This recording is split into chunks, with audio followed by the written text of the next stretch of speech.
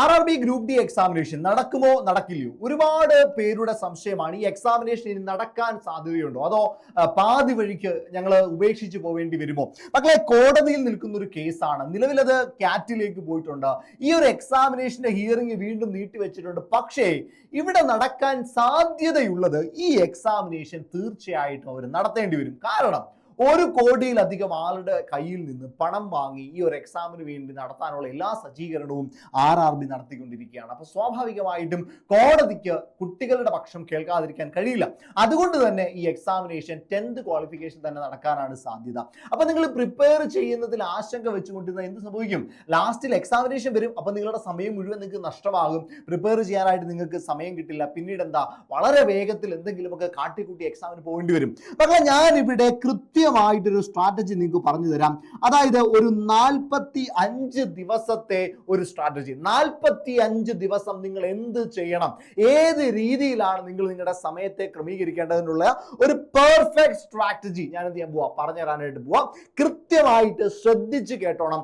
ഈ കാര്യങ്ങൾ മനസ്സിൽ സൂക്ഷിച്ച് പറ്റിയാൽ ഒരു പേപ്പറിൽ എഴുതി വെച്ച ഓരോ ദിവസവും നിങ്ങളുടെ പ്രിപ്പറേഷനിൽ പ്രാവർത്തികമാക്കിക്കോ. നിങ്ങൾക്ക് റിസൾട്ട് ഉണ്ടായിരിക്കും. ഞാൻ അവസാനം നിങ്ങൾ വാങ്ങേണ്ട ഒരു മാർക്ക് റേഞ്ച് കൂടി പറയും. ആ റേഞ്ചിലേക്ക് എത്തേണ്ടത് എങ്ങനെയെന്ന് ഈ വീഡിയോ മുഴുവൻ കാണുമ്പോൾ നിങ്ങൾക്ക് മനസ്സിലാകും. അവസാനം നിങ്ങളുടെ ഒരു കമന്റും കാണണം എനിക്കെങ്കിൽ മാത്രമേ നിങ്ങൾക്ക് ഇത് എത്രത്തോളം മനസ്സിലായി എന്ന് വരുള്ളൂ. എല്ലാവരും കാണുന്ന എല്ലാവരും എന്ത് ചെയ്യുക, താഴെ ഒന്ന് കമന്റ് ചെയ്യുക. നിങ്ങൾക്ക് എത്ര മാർക്ക് സ്കോർ ചെയ്യാനായിട്ട് പറ്റും, നിങ്ങളുടെ ഇപ്പോഴത്തെ റേഞ്ച് എന്താണ് എന്ന് നിങ്ങൾ ഒന്ന് കമന്റ് ചെയ്യുക. മക്കളെ, 45 ദിവസം എടുക്കുകയാണെങ്കിൽ എന്തുകൊണ്ടാണ് ഈ 45 ദിവസം? ഞാൻ ആദ്യം പറഞ്ഞു തരാം. അതായത് ഇപ്പോൾ ഓഗസ്റ്റ് മാസം ലാസ്റ്റ് ആയിട്ടുണ്ട്.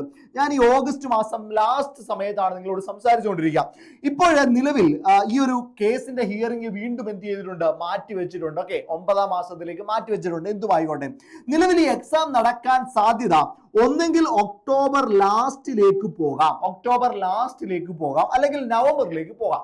നിലവിൽ ഞാൻ സെപ്റ്റംബർ 1 തൊട്ട് കണക്കാക്കുകയാണെങ്കിൽ സെപ്റ്റംബർ 1 തൊട്ട് ഒക്ടോബർ പകുതി വരെ, ഒരു 15 വരെ 45 ദിവസമാണ് ഞാൻ എടുക്കുന്നത്. ഇനി അത് കഴിഞ്ഞ എക്സാം നടക്കാനുള്ള സാധ്യത കൂടുതലായിട്ടുള്ളൂ. അതിനു മുമ്പ് നടക്കാൻ സാധ്യത. എങ്കിലും ഞാനൊരു 45 ദിവസത്തെ പ്രിപ്പറേഷൻ സ്ട്രാറ്റജിയാണ് നിങ്ങളോട് ഷെയർ ചെയ്യാം. ഓക്കെ, ഇവിടെ ഞാൻ നിങ്ങൾക്ക് പറഞ്ഞു തരുന്ന കാര്യം നിങ്ങൾ ശ്രദ്ധിച്ച് കേട്ടോണേ. ഞാൻ പറഞ്ഞു തരുന്ന കാര്യം ഇതാണ്.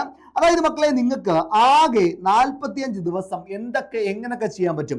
മസ്റ്റായിട്ട് നിങ്ങൾ 3 കാര്യങ്ങൾ നിങ്ങളുടെ പ്രിപ്പറേഷനിൽ ഉണ്ടെന്ന് ഉറപ്പ് വരുത്തണം. അതിൽ ഒന്നാമത്തെ കാര്യം, നിങ്ങൾ കോൺസെപ്റ്റ്സ് പഠിക്കുന്നുണ്ട്. അവിടെ തന്നെ നിങ്ങൾക്കറിയാം മാത്സ്, റീസണിങ് വളരെ ഇമ്പോർട്ടന്റ് ആയിട്ടുള്ള ഭാഗമാണ്. 55ഓളം മാർക്കിന്റെ കോൺട്രിബ്യൂഷൻ വരുന്ന ഒരു ഭാഗമാണ്. അപ്പൊ അവിടെ നിങ്ങൾ കോൺസെപ്റ്റ്സ് ക്ലിയർ ആക്കിക്കോണം. ദെൻ സയൻസിന്റെ കോൺസെപ്റ്റ്സ് പക്കയാക്കിക്കോണം. അതേപോലെ തന്നെ GK-യിൽ ഏറ്റവും പ്രധാനപ്പെട്ട കാര്യങ്ങൾ പഠിക്കണം. GK-ക്ക് ഒരുപാട് സമയം നിങ്ങൾ കൊടുക്കരുത്. കാരണം 20 മാർക്കാണ്. അവിടെ തന്നെ നിങ്ങൾ കറണ്ട് അഫെയറിന് കൂടുതൽ സമയം കൊടുത്തു. പക്ഷേ മറ്റു ടോപ്പിക്കുകൾക്ക് സമയം കുറച്ച് കൊടുത്താൽ മതി. അവിടെ ഒരു പ്രശ്നവും നിങ്ങൾക്ക് വരാനില്ല. പക്ഷെ നിങ്ങൾ എന്ത് ചെയ്യുക, നിങ്ങൾ ഇങ്ങനെ പഠിക്കാം. അതിലാദ്യം നിങ്ങൾ ബേസിന് പ്രാധാന്യം കൊടുക്കാം. അതിനുശേഷം പ്രധാനപ്പെട്ട കോണ്ടന്റ്സ് നിങ്ങൾ പഠിച്ചു പോവാം. അപ്പം ബേസിക്സ് ആയിട്ടുള്ള കാര്യങ്ങളിൽ നിങ്ങൾക്കൊരു ഗ്രാഹ്യം വേണം. അതിൽ മാത്സ്, റീസണിങ് ഒക്കെ ബേസിക് ആയിട്ടുള്ള കാര്യങ്ങൾ നിങ്ങൾക്കൊരു ഗ്രാഹ്യം വേണം. അതിനോടൊപ്പം നിങ്ങൾ പക്ക കോണ്ടന്റ്സ് കൂടി എന്ത് ചെയ്യണം, പഠിക്കണം. ഇതാണ് കോൺസെപ്റ്റ്സിനകത്ത് നിങ്ങൾ ചെയ്യേണ്ട കാര്യം. രണ്ടാമത്തത് റിവിഷൻ ആണ്. മസ്റ്റ് ആയിട്ട് മക്കളെ നിങ്ങൾ ചെയ്യേണ്ട ഏറ്റവും പ്രധാനപ്പെട്ട ഒരു കാര്യമാണ് റിവിഷൻ. റിവിഷൻ ഇല്ല എങ്കിൽ നിങ്ങൾ എന്തൊക്കെ പഠിച്ചോ ഒരു പ്രയോജനവുമില്ല. എക്സാമിന് നിങ്ങൾക്ക് ഒരു അത്ഭുതവും കാണിക്കാൻ പറ്റത്തില്ല. മസ്റ്റ് ആയിട്ട് മക്കളെ നിങ്ങൾ റിവൈസ് ചെയ്യണം. എങ്ങനെ റിവൈസ് ചെയ്യണം? നിങ്ങൾ ഡെയിലി ബേസിസിലും റിവൈസ് ചെയ്യണം, വീക്ക്ലി ബേസിസിലും റിവൈസ് ചെയ്യണം. ഓക്കെ, ഡെയിലി ബേസിസിലും വീക്ക്ലി ബേസിസിലും റിവൈസ് ചെയ്യണം. കാരണം 45 ദിവസം കൊണ്ട് അത്ഭുതം കാണിക്കാനുണ്ട്. എങ്ങനെ അത്ഭുതം കാണിക്കാം? വർക്ക് ചെയ്തിട്ടാണ് അത്ഭുതം കാണിക്കേണ്ടത്. വെറുതെ ഇരുന്നാൽ എന്ത് ചെയ്യത്തില്ല, അത്ഭുതങ്ങൾ ഒന്നും ഉണ്ടാവത്തില്ല. നിങ്ങൾ എന്ത് ചെയ്യണം, ഡെയിലി നിങ്ങൾ പഠിച്ച കാര്യങ്ങൾ വീണ്ടും റിവൈസ് ചെയ്യണം. കഴിഞ്ഞ ദിവസം പഠിച്ചത് ഇന്ന് റിവൈസ് ചെയ്യ്, അടുത്ത ദിവസം റിവൈസ് ചെയ്യ്, അതിന്റെ അടുത്ത ദിവസം റിവൈസ് ചെയ്യ്. നിങ്ങൾ എത്ര തവണ റിവൈസ് ചെയ്തോ അത്രത്തോളം നിങ്ങൾക്ക് എന്ത് ചെയ്യും, ബെനിഫിറ്റ് മാത്രമേ ഉണ്ടാവുള്ളൂ. അപ്പൊ നിങ്ങൾ റിവിഷൻ ഡെയിലി ബേസിസിൽ നടത്തണം. ഒപ്പം നിങ്ങൾ ഒരാഴ്ച പഠിച്ച കാര്യങ്ങൾ എന്ത് ചെയ്യണം, വീക്ക്ലി ബേസിസിലും നടത്തണം. ഇപ്പൊ ബാച്ചിലേക്കൊക്കെ വരികയാണെങ്കിൽ ഇവിടെ ഡെയിലി എക്സാമുകളുണ്ട്. ഡെയിലി ഓരോ ടോപ്പിക്ക് ബേസ് ചെയ്തിട്ടുള്ള എക്സാമുകളുണ്ട്. അപ്പൊ സ്വാഭാവികമായിട്ടും അവിടെ എന്ത് ചെയ്യും, ഒരു റിവിഷൻ നടക്കും. ഓക്കെ, ഒരു റിവിഷൻ നടക്കും. ദെൻ കഴിഞ്ഞ ദിവസത്തെ ഒരു ടോപ്പിക്ക് വായിക്കാം. ഞാൻ എങ്ങനെയാണ് നിങ്ങൾ സമയത്തെ ക്രമീകരിക്കേണ്ടതെന്നുള്ളത് കൃത്യമായിട്ട് വ്യക്തമായിട്ട് പറഞ്ഞുതരാം. വെയിറ്റ് ചെയ്തോ, അതൊക്കെ വീഡിയോയിൽ പറയുന്നുണ്ട്. ഇനി അതിനുശേഷം വീക്ക്ലി റിവിഷൻ, ആ ഒരാഴ്ച പഠിച്ച കാര്യങ്ങൾ, അതിന് മുമ്പത്തെ ആഴ്ച പഠിച്ച കാര്യങ്ങൾ നിങ്ങൾക്ക് റിവൈസ് ചെയ്യാൻ പറ്റും. ഇങ്ങനെ ഇപ്പൊ ബാച്ചിലാണെങ്കിൽ അവിടെയും എക്സാം നടക്കുന്നുണ്ട്, ആ എക്സാം ഒരു റിവിഷൻ ആയിട്ട് നിങ്ങൾക്ക് കണക്കാക്കാൻ പറ്റും. ക്ലിയർ? അപ്പം വീക്ക്ലി റിവിഷനും നിങ്ങൾ ചെയ്യേണ്ടതുണ്ട്, ഡെയിലി റിവിഷനും ചെയ്യേണ്ടതുണ്ട്. മൂന്നാമത്തെ കാര്യം, പരമപ്രധാനമായ കാര്യം, നിങ്ങൾ കോൺസെപ്റ്റ്സ് പഠിച്ചിട്ടും കാര്യമില്ല, നിങ്ങൾ റിവൈസ് ചെയ്തിട്ടും കാര്യമില്ല. ഇവിടെ സമയത്തിന് ഭയങ്കരമായ പ്രാധാന്യമുണ്ട്. ടൈം, അതായത് 90 മിനിറ്റ് ആണ് സമയം. ഈ 90 മിനിറ്റിൽ വേണം നിങ്ങൾ അത്ഭുതം കാണിക്കാൻ. ക്ലിയർ അല്ലേ? അങ്ങനെ വരുമ്പോ ഇവിടെ നിങ്ങൾ എന്ത് ചെയ്യണം? പ്രാക്ടീസ് ചെയ്യണം. ഓക്കെ, പ്രാക്ടീസ് ചെയ്യുമ്പോൾ എന്തൊക്കെ കാര്യങ്ങളാണ് നിങ്ങൾ ശ്രദ്ധിക്കേണ്ടത്? നിങ്ങൾ ഡെയിലി ടെസ്റ്റുകൾ എടുക്കാൻ ശ്രമിക്കുക. ഇത് കൂടാതെ തന്നെ ഫുൾ ലെങ്ത് മോക്ക് ടെസ്റ്റുകൾ എടുക്കാനും ശ്രമിക്കുക. നിങ്ങൾ ഡെയിലി ചാപ്റ്റർ വൈസ് ടെസ്റ്റുകൾ ചെയ്യണം. അത് നിങ്ങൾ എല്ലാ ദിവസവും ഫുൾ ലെങ്ത് 100 മാർക്കിന്റെയും ടെസ്റ്റ് ചെയ്യാൻ പോകരുത്. അവിടെ നിങ്ങൾക്ക് ഒരുപാട് സമയനഷ്ടം ഉണ്ടാകും. പുതിയ കാര്യങ്ങൾ പഠിക്കാനുള്ള സമയം മോക്ക് ടെസ്റ്റിന് വേണ്ടി മാറ്റിവെക്കേണ്ടി വരും. അതുകൊണ്ട് നിങ്ങൾ ഡെയിലി ബേസിസിൽ ചാപ്റ്റർ ടെസ്റ്റുകൾക്ക് പ്രാധാന്യം കൊടുക്കാം, ടോപ്പിക് ടെസ്റ്റുകൾക്ക് പ്രാധാന്യം കൊടുക്കാം. then ഒരു വീക്ക്ലി ബേസിസിൽ നിങ്ങൾ എന്ത് ചെയ്യാം? ഫുൾ ലെങ്ത് ടെസ്റ്റ് ചെയ്യാം. അതെങ്ങനെ ക്രമീകരിക്കണം ഞാൻ നിങ്ങൾക്ക് പറഞ്ഞുതരാം. മക്കളെ, ഇതാണ് നമ്മുടെ സ്ട്രാറ്റജി. 3 കാര്യങ്ങൾ. ഒന്ന്, കോൺസെപ്റ്റ്സ് നിങ്ങൾ പഠിക്കുക, അടിപൊളിയായിട്ട് പഠിക്കുക. then റിവിഷൻ നിങ്ങൾ പക്കയായിട്ട് ഫോക്കസ് ചെയ്യാം. then അതേപോലെ തന്നെ പ്രാക്ടീസ്. ഈ 3 കോർ ഏരിയാസിനും നിങ്ങൾ പ്രാക്ടീസ് ചെയ്യുന്നു, അല്ലെങ്കിൽ നിങ്ങൾ ഈ 3 കോർ ഏരിയയും പ്രാധാന്യത്തോടെ കാണുന്നുണ്ട്, നിങ്ങളുടെ പ്രിപ്പറേഷനിൽ ഉണ്ട് എന്ന് നിങ്ങൾ ഉറപ്പുവരുത്തുക. ക്ലിയർ? വ്യക്തമാണ്? പക്കയാണ്? അങ്ങനെയാണെങ്കിൽ മക്കളെ, ഞാൻ അടുത്ത കാര്യം പറഞ്ഞുതരാം. നിങ്ങളുടെ 45 ദിവസത്തെ നിങ്ങൾ എങ്ങനെ ക്രമീകരിക്കണം. മക്കളെ, ഇങ്ങോട്ട് നോക്കിക്കോണേ. അതിൽ നിങ്ങൾ 5 സ്ലോട്ടുകളായിട്ട് നമ്മൾ തിരിക്കുകയാണ്. ഈ 45 ദിവസത്തെയും 5 സ്ലോട്ടുകളായിട്ട് തിരിക്കുകയാണ്. അതിൽ ഒന്നാമത്തെ സ്ലോട്ട് തൊട്ട് 4ാമത്തെ സ്ലോട്ട് വരെ 10 ദിവസങ്ങളായിട്ട് തിരിച്ചിട്ടുണ്ട്. 10 ദിവസങ്ങളുടെ 4 സ്ലോട്ടും ലാസ്റ്റിലത്തെ 5 ദിവസത്തിന്റെ 1 സ്ലോട്ടും. അതിലെ 10 ദിവസങ്ങൾ വരുന്ന ഒരു സ്ലോട്ടിൽ നിങ്ങൾ എന്തൊക്കെ ചെയ്യണം? മക്കളെ, ആദ്യത്തെ 10 ദിവസം നിങ്ങൾ പക്കയായിട്ട് ബേസിക്സിനും കോൺസെപ്റ്റ്സിനും പ്രാധാന്യം കൊടുക്കാം. നിങ്ങൾ ബേസിക്സ് അടിപൊളിയാക്കാൻ ശ്രമിക്കാം, നിങ്ങൾ കോൺസെപ്റ്റ്സിന് പ്രാധാന്യം കൊടുക്കാം. ആദ്യത്തെ 10 ദിവസവും നിങ്ങൾ സമയത്തെ ക്രമീകരിക്കേണ്ടത് നിങ്ങളുടെ മാത്സിന്റെ കോൺസെപ്റ്റ്സ്, നിങ്ങളുടെ മാത്സിന്റെ ബേസിക്സ്, നിങ്ങളുടെ റീസണിങ്ങിന്റെ കോൺസെപ്റ്റ്സ്, ബേസിക് നിങ്ങൾ അടിപൊളിയാക്കുക. ഓക്കെ, പക്കയാക്കാൻ ശ്രമിക്കാം. അതിനുശേഷം അടുത്ത 10 ദിവസത്തെ ആ ഒരു ടൈം പീരീഡിൽ നിങ്ങൾ എന്ത് ചെയ്യുക? അടുത്ത 2ാമത്തെ സ്ലോട്ടിൽ നിങ്ങൾ ചെയ്യേണ്ടത് അവിടെ നിങ്ങൾ റിവിഷൻ സ്റ്റാർട്ട് ചെയ്യാം. അതായത് ആദ്യ 10 ദിവസം നിങ്ങൾ ബേസിക്സ് സെറ്റ് ആക്കിയിട്ടുണ്ട്, നിങ്ങൾ കോൺസെപ്റ്റ്സ് കുറെ സെറ്റ് ആക്കിയിട്ടുണ്ട്. ആ കാര്യങ്ങൾ നിങ്ങൾ അടുത്ത 10 ദിവസം എന്ത് ചെയ്യാം? റിവൈസ് ചെയ്യാനായിട്ട് ശ്രമിക്കുക. അപ്പൊ എന്ത് ചെയ്തില്ല? മറന്നു പോവത്തില്ല, നിങ്ങളുടെ മെമ്മറിയിൽ തന്നെ കാണും. അപ്പൊ റിവിഷൻ അവിടെ സ്റ്റാർട്ട് ചെയ്യുന്നുണ്ട്. അതിനോടൊപ്പം നിങ്ങൾ ചെയ്തുകൊണ്ടിരിക്കുന്ന കോൺസെപ്റ്റ്സ്, അപ്പൊ ബേസിക്സ് ഒക്കെ നമ്മൾ ആദ്യ 10 ദിവസത്തിൽ ക്ലിയർ ചെയ്യും. അതിനുശേഷം എന്ത് ചെയ്യുക? കോൺസെപ്റ്റ്സ് പഠിക്കുക. കോൺസെപ്റ്റ്സിന് കൂടുതൽ വിട്ടുപോയ സംഗതികൾ, കോൺസെപ്റ്റ്സ് വീണ്ടും എന്ത് ചെയ്യുക? പഠിക്കുക. ഒരു 10 ദിവസം കൊണ്ടൊന്നും കോൺസെപ്റ്റ്സ് പഠിച്ച് തീരത്തില്ല. അടുത്ത 10 ദിവസവും നിങ്ങൾ കോൺസെപ്റ്റ്സിന് സമയം കണ്ടെത്തുക. അതിനുശേഷം മോക്ക് ടെസ്റ്റ് നിങ്ങൾ സ്റ്റാർട്ട് ചെയ്യാം. ഇവിടെ നിങ്ങൾ ചാപ്റ്റർ ടെസ്റ്റും വീക്ക്ലി ഒരു ഫുൾ ലെങ്ത് മോക്ക് ടെസ്റ്റും ചെയ്യാനായിട്ട് ശ്രമിക്കാം. ക്ലിയർ? പക്ക, അടിപൊളിയാണ്. അതിനുശേഷം 3ാമത്തെ സ്ലോട്ട് എടുത്തേ 10 ദിവസം, അടുത്ത 10 ദിവസം എന്ത് ചെയ്യാം? അവിടെയും നിങ്ങൾ കോൺസെപ്റ്റ്സ് വിടരുത്, കോൺസെപ്റ്റ്സിന് പ്രാധാന്യം കൊടുക്കണം. അവിടെയും നിങ്ങൾ റിവിഷന് പ്രാധാന്യം കൊടുക്കണം. പക്ഷെ കോൺസെപ്റ്റ്സിനെ കുറച്ചുകൂടി ഹൈ പെർഫോമിംഗ് ആക്കണം. ലാസ്റ്റ് എൻഡിൽ എന്തൊക്കെ നിങ്ങൾ ഫിനിഷ് ചെയ്യാനുണ്ടോ അതൊക്കെ ആ ഒരു 10 ദിവസം നിങ്ങൾ ചെയ്തു തീർക്കണം. റിവിഷൻ ആദ്യ 2 സ്ലോട്ടുകളിൽ നിങ്ങൾ പഠിച്ച കാര്യങ്ങൾ റിവൈസ് ചെയ്യുക. ലാസ്റ്റ് 1 മോക്ക് ടെസ്റ്റ് വീണ്ടും അവിടെ എന്ത് ചെയ്യുക? ഡെയിലി വീക്ക്ലി ബേസിസിൽ മോക്ക് ടെസ്റ്റ് ചെയ്യുക. ക്ലിയർ? അടുത്ത 4ാമത്തെ സ്ലോട്ട് പരമപ്രധാനമാണ്. അവിടെ നിങ്ങൾ കൂടുതൽ പ്രാധാന്യം കൊടുക്കേണ്ട 2 ഭാഗങ്ങൾ, ഒന്ന് മോക്ക് ടെസ്റ്റ്, ഒന്ന് റിവിഷൻ. ഈ 2 ഭാഗങ്ങൾക്ക് കൂടുതൽ പ്രാധാന്യം കൊടുക്കുക. നിങ്ങളുടെ സമയത്തിന്റെ 60% നിങ്ങൾ മോക്ക് ടെസ്റ്റിനും പ്രാക്ടീസിനും വേണ്ടി മാറ്റിവെക്കുക. ഓക്കെ, റിവിഷനും വേണ്ടി മാറ്റിവെക്കുക. ബാക്കി 40% കണ്ടന്റ് പഠിക്കാൻ വേണ്ടി കൊടുത്താൽ മതി, കോൺസെപ്റ്റ്സ് പഠിക്കാൻ വേണ്ടി കൊടുത്താൽ മതി. ഓക്കെ, ലാസ്റ്റ് 5 ദിവസം ഇതോടുകൂടി നമ്മൾ ഏകദേശം കോണ്ടന്റ്സ് നമ്മൾ എന്ത് ചെയ്യാണ്? ക്ലിയർ ചെയ്യാണ്. നമ്മൾ ഏകദേശം കോൺസെപ്റ്റ്സുകൾ ക്ലിയർ ചെയ്തു, ബേസിക്സ് ക്ലിയർ ചെയ്തു. ഓക്കെ, അതിനുശേഷം ലാസ്റ്റ് 5 ദിവസം നിങ്ങൾ ഫുൾ ലെങ്ത് മോക്ക് ടെസ്റ്റുകൾ ഇങ്ങനെ അടിച്ച് മിന്നിച്ച് വെക്കോ. എത്ര പറ്റുമോ അത്രയും ഫുൾ ലെങ്ത് മോക്ക് ടെസ്റ്റ് ചെയ്തോ. സമയത്തെ ടൈമിനെ കൃത്യമായിട്ട് മാനേജ് ചെയ്യാനായിട്ട് നിങ്ങൾ ഹെൽപ്പ് ചെയ്യും. റിവിഷൻ പക്കയായിട്ട് നിങ്ങൾ പഠിച്ച കാര്യങ്ങൾ റിവൈസ് ചെയ്യാം. ഇപ്പൊ ഇവിടെ റിവൈസ് ചെയ്യുമ്പോൾ നിങ്ങൾ ശ്രദ്ധിച്ചോണം, വെറുതെ വാരി വലിച്ച് വീണ്ടും ആദ്യം തൊട്ട് വായിച്ച് സമയം നഷ്ടമാക്കരുത്. പിന്നെ എങ്ങനെയാ? നിങ്ങൾക്ക് വേണമെങ്കിൽ മൈക്രോ നോട്ട്സ്, സൂപ്പർ നോട്ട്സ് തരുന്ന മൈക്രോ നോട്ട്സ് യൂസ് ചെയ്യാം. അല്ല എന്നുണ്ടെങ്കിൽ നിങ്ങൾ എഴുതി വെച്ച ഷോർട്ട് നോട്ടുകൾ നിങ്ങൾ യൂസ് ചെയ്യാം. ആ രീതിയിൽ എന്ത് ചെയ്യാം? ഇങ്ങനെ 5 സ്ലോട്ടുകളാക്കി 45 ദിവസത്തെ മാറ്റുക. ആ 5 സ്ലോട്ടും കൃത്യമായിട്ട് ഫിനിഷ് ചെയ്യുന്നു എന്നുള്ളതൊന്ന് റെക്കോർഡിക്കലാക്കുക. അങ്ങനെ ആകുമ്പോൾ നിങ്ങൾ എന്ത് ചെയ്യും? നിങ്ങൾ കുറച്ചുകൂടി ഒതന്റിക്കേറ്റഡ് ആയിട്ട് ചെയ്യും. ഇല്ലെങ്കിൽ പലതും വിട്ടുപോകും, പല ദിവസങ്ങൾ നിങ്ങൾ സ്കിപ്പ് ചെയ്യും. കൃത്യമായിട്ട് റെക്കോർഡ് ചെയ്യുക. ഓരോ ദിവസവും 1ാം ദിവസം ആദ്യ സ്ലോട്ടിലെ 1ാം ദിവസം ഞാൻ ഇന്നത് ചെയ്തു, 2ാം ദിവസം ഞാൻ ഇന്നത് ചെയ്തു, 3ാം ദിവസം ഞാൻ ഇന്നത് ചെയ്തു എന്ന് കൃത്യമായിട്ട് അക്കൗണ്ട് ചെയ്യാം. നിങ്ങൾക്ക് തന്നെ നിങ്ങളോടൊരു ആത്മവിശ്വാസം തോന്നും. ക്ലിയർ? പക്ക. കഴിഞ്ഞിട്ടില്ല. മക്കളെ നോക്കിയേ, ഒരു ഡെയിലി ടൈം ടേബിൾ നിങ്ങൾക്ക് എങ്ങനെ സെറ്റ് ചെയ്യാം? മക്കളെ ഒരു 6 മണിക്കൂർ അല്ലെങ്കിൽ 8 മണിക്കൂർ, 6 മുതൽ 8 മണിക്കൂർ വരെ വരുന്ന രീതിയിൽ നിങ്ങൾക്ക് നിങ്ങളുടെ സമയത്തെ ക്രമീകരിക്കാം. ഒരു 6 മുതൽ 8 മണിക്കൂർ വരെ വരുന്ന രീതിയിൽ നിങ്ങൾ ഒരു ദിവസത്തെ ക്രമീകരിക്കാം. അത് ഞാൻ എല്ലാവരെയും കൂടി കൺസിഡർ ചെയ്തുകൊണ്ടാണ് ഞാൻ പറയുന്നത്. അതായത് നിങ്ങൾ ഡെയിലി പഠിക്കുന്ന ആളുകളാണെങ്കിൽ ചിലപ്പോൾ നിങ്ങൾക്ക് 10 മുതൽ 15 മണിക്കൂർ വരെ പഠിക്കാൻ വേണ്ടി കാണും, ഒരു സംശയവും വേണ്ട.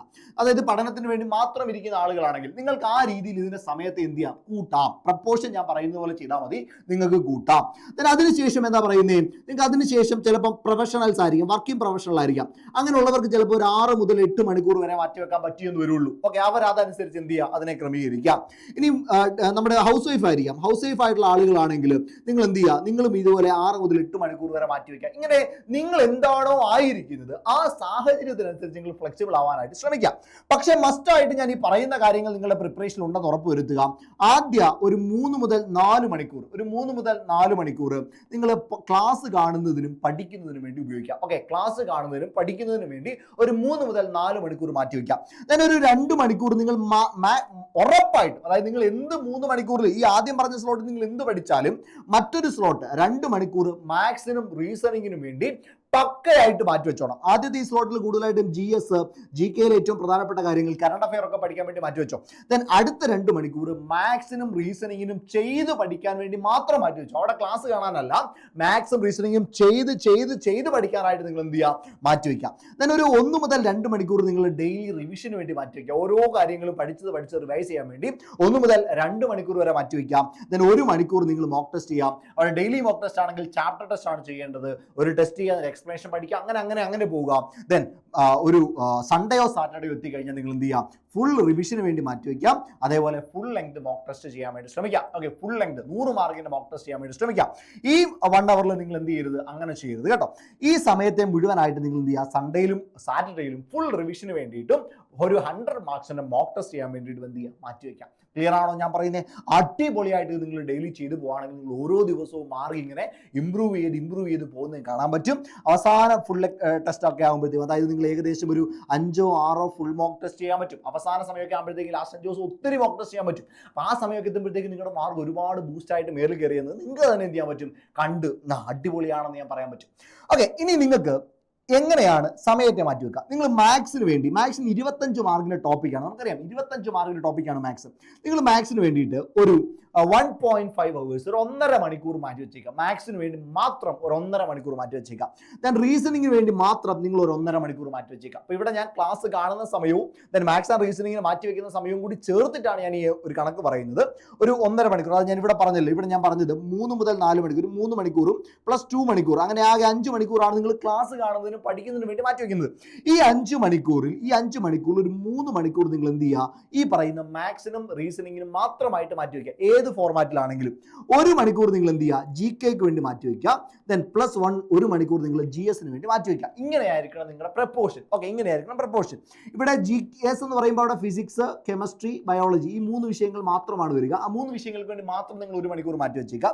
ദെൻ അടുത്ത ഇവിടെ വരുമ്പോഴത്തേക്ക് ഇവിടെ നിങ്ങൾക്ക് കോൺസ്റ്റിറ്റ്യൂഷൻ പഠിക്കണം, ഹിസ്റ്ററി പഠിക്കണം, ജോഗ്രഫി പഠിക്കണം, IT പഠിക്കണം, അങ്ങനെ കുറേ വിഷയങ്ങൾ പഠിക്കണം അല്ലേ? അതിനെല്ലാം കൂടി ചേർത്ത് നിങ്ങൾ 1 മണിക്കൂർ മാറ്റി വെച്ചാൽ മതി. കറണ്ട് അഫെയർ പഠിക്കണം. ഓക്കെ, അതിനെല്ലാം കൂടി ചേർത്ത് നിങ്ങൾ 1 മണിക്കൂർ മാറ്റി വെക്കാനായിട്ട് ശ്രമിക്കാം. ഓക്കെ, ഈ ഒരു രീതിക്ക് 5 മണിക്കൂറിന് സെറ്റ് ചെയ്യാം.